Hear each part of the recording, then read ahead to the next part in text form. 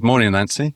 Good morning. And thank you and welcome to the BOWRA podcast. I've got a series of questions I'd just like to ask you so that people can understand your experience and your route to recovery and sort of what BOWRA means to you. They're the general gist of what we're going to be discussing.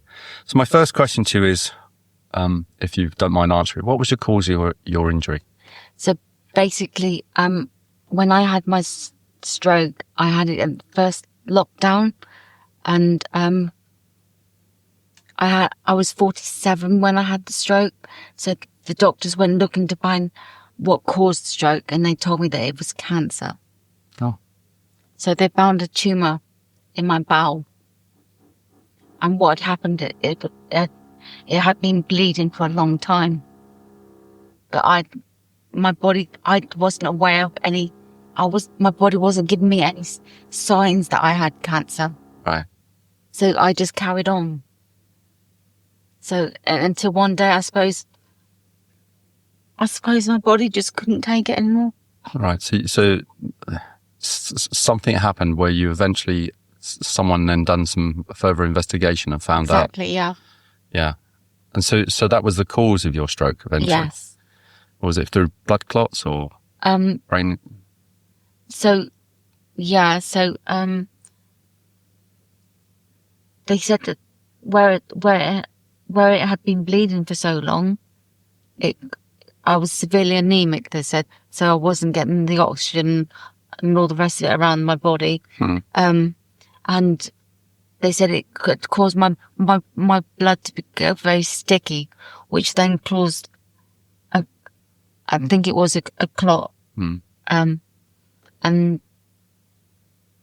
But I remember when I had the stroke and having the stroke. I mean, there was no pain. Okay. How long ago was that? That was the first lockdown. 2019? 20? March 2020 was the very first lockdown. Okay. I just went to the shops. So you were actually out at the time? Yeah. So I went to the shops, finished shopping, put everything in the car, and went to drive. But luckily, I'd had it in gear, so it just jutted forward. And then I had the stroke in the car park.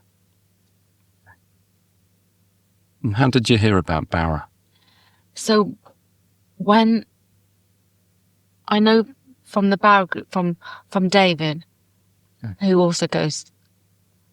So and I met David at Harvey Road, which was a brain injury rehabilitation centre. And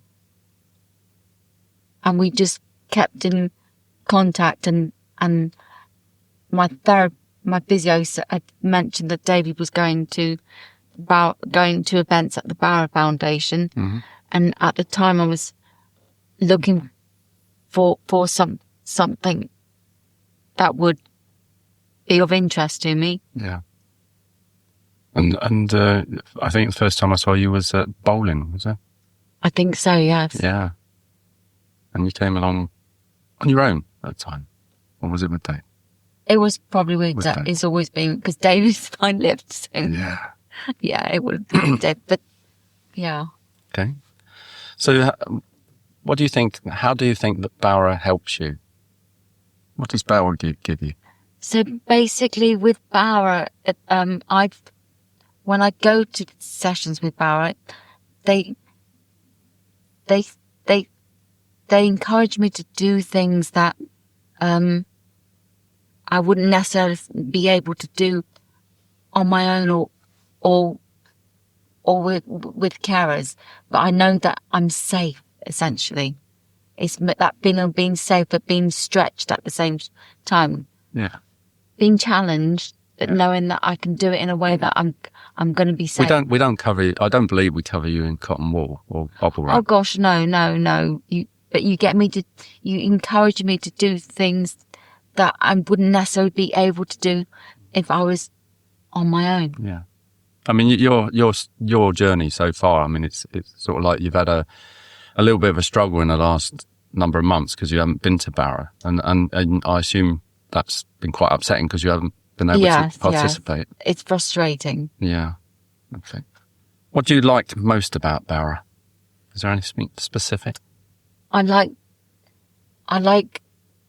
the activities that we do, but also I like that I'm able to converse with the people there, and talk with people that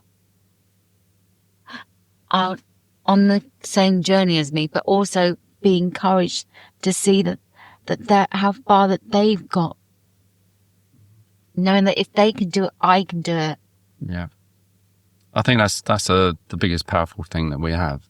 I mean, Mark is an inspiration. Mark does some, when Mark was told he'd never walk or never talk, I mean, Mark's the founder of the charity, and he set his sights much higher than that, and he wanted to push that on, or express to other people that you can't be defined by your injury. You need to get your head up and achieve other things, and it's all we hope we do it.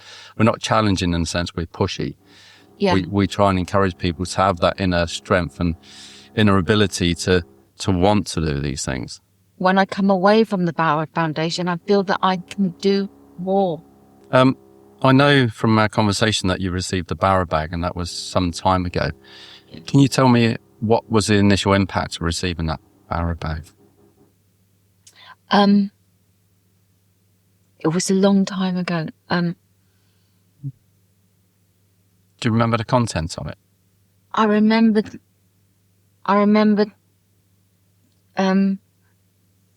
things that would, like, I remember that it was stuff that would enable me to be more independent. Mm-hmm. So I remember the shoelaces that would allow me to put shoes on myself. I mean, there was obviously it's all about independence and rehabilitation. Yeah. So inside there, you get resistance bands for physiotherapy to strengthen your muscles. You get things like crayon sets and drawing sets to try and build your dexterity on probably the opposite hand to what you were using previously in a lot of cases. I mean, you're right-handed, right? I am, yeah. So that you didn't really need that as such, but there's items like that. There's things to help you remember. So there's like a memory book where you can put pictures in, so that if Mark's experience was he knew people were his family, but he couldn't remember just by looking at them who they were. So it's difficult to understand. It's your wife or your child, but so it was a way of keeping pictures of your family together, and it wasn't like we all keep something in our wallet to remind us, or just as a keepsake. It was actually there as a physical reminder. Oh, that person's my wife. Her name is, and so on and so forth. So there's loads of little things, but it's a conceptual thing, and it's a first aid. So we try and give these things to people that have had a stroke, so it starts their journey of recovery, and it builds inside them some resilience to move forward and start their journey, whether it is dexterity of writing.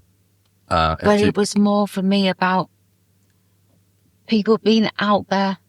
Yeah. So that I could Google and see what was going on. Sure. There were other people. Yeah, because the big thing about having a stroke, people become isolated. Exactly. Yeah.